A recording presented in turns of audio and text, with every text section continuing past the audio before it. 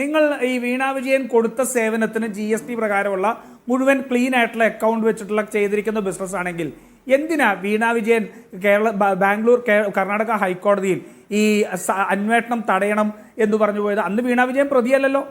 വീണ വിജയൻ പ്രതിയാവുന്നത് SFIയുടെ 11ാമത് പ്രതിയാവുന്നത് ഇന്നലെയല്ലേ? എന്തിനാ അങ്ങനെയാണെങ്കിൽ ഏതോ കമ്പനിയെ കുറിച്ച് CMRLനെതിരെ നടക്കുന്ന അന്വേഷണത്തെ സംബന്ധിച്ച് എന്തിനാ വീണ വിജയൻ ബാംഗ്ലൂർ ഹൈക്കോടതിയിൽ പോയത്?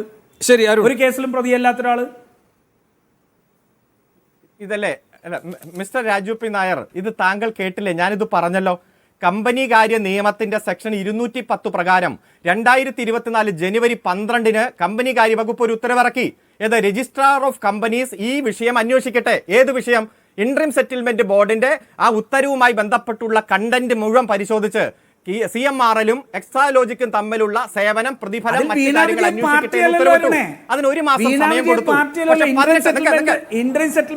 കേൾക്കൂ, ഇന്ററിം സെറ്റിൽമെന്റ് ബോർഡ് കക്ഷിയല്ലോ. അത് CMRLനെതിരെ അന്വേഷിച്ചാൽ വീണ വിജയൻ എന്താ പ്രശ്നം?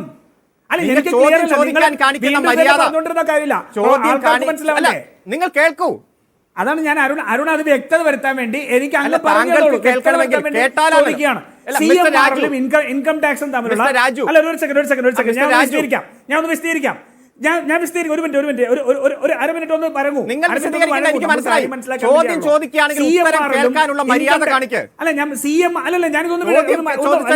അരുണെ നമ്മളിത് ജനങ്ങൾക്ക് മനസ്സിലാവാൻ വേണ്ടിയിട്ടാണല്ലോ നമ്മളൊക്കെ ചർച്ച നടത്തുന്നത്, അല്ലാണ്ട് നമ്മൾ ഇതിനല്ലല്ലോ.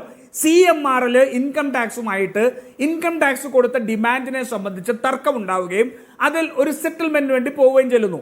അങ്ങനെ CMRLും ഇൻകം ടാക്സും തമ്മിൽ സെറ്റിൽമെന്റ് ഉണ്ടാവുന്നു. ആ സെറ്റിൽമെന്റിനകത്ത് വീണ വിജയന്റെ എക്സാലോജി കമ്പനി സേവനം കൊടുക്കാതെ പണം കൊടുത്തിട്ടുണ്ടെന്നുള്ളത് കാണുന്നു. CMRL 100 ചില്ലാനും കോടിയുള്ള ഇൻകം ടാക്സിന്റെ ഈ ഡിഡക്ഷൻസ് എല്ലാം കഴിഞ്ഞ് അവസാനം അവർ 62 കോടിയിൽ ആ പ്രശ്നം പരിഹരിക്കപ്പെടുന്നു. ഇല്ലേ? വീണ വിജയൻ അതിനകത്ത് പാർട്ടിയല്ല.